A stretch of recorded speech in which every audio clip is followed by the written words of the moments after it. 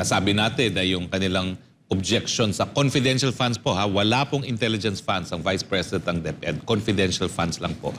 Kaya pinupuruhan si VP Sara, siya lang tinanggalan ng pondo. Talagang dapat lahat tanggalin. Dahil wala naman talaga silang kinalaman dun sa gathering of intelligence data. Talagang ginugugol po yan para dun sa mandato nila, no?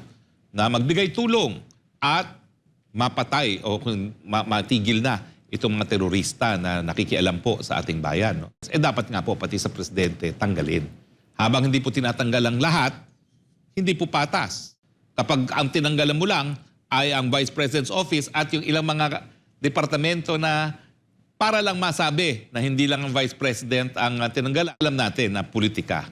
Lalong-lalo na kung mabibigay ka ngayon ng bigas na merong MR. O, di ba? Ano pa ibig sabihin ng MR? Kung hindi, ikaw po ay naghahanda para sa eleksyon.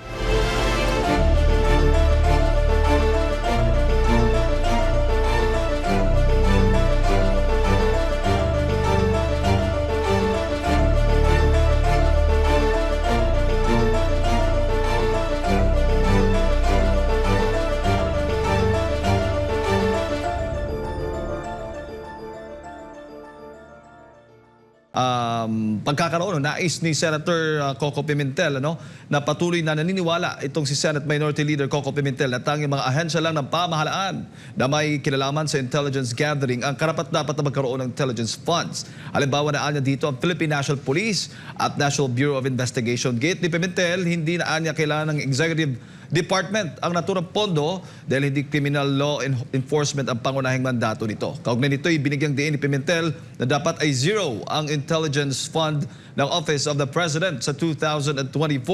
Matatanda na sa ilalim po ng 2024 national budget ay hiniling ng Office of the President na magkaroon ng 2.31 billion pesos na intelligence funds at 2.25 billion pesos naman na confidential funds. Samantala, sang-ayon naman si Pimentel na magkaroon ng confidential funds ang Department of Foreign Affairs dahil kasama ang ahensya sa national security at foreign policies. Ano pong komento po niyo dito? Kaya nga sinasabi natin na yung kanilang objection sa confidential funds po, wala pong intelligence funds ang Vice President ng DepEd, confidential funds lang po.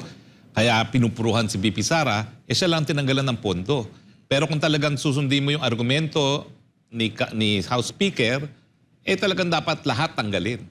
Dahil wala naman talaga silang kinalaman dun sa gathering of intelligence data. Hindi ko po sinasabi na hindi importante.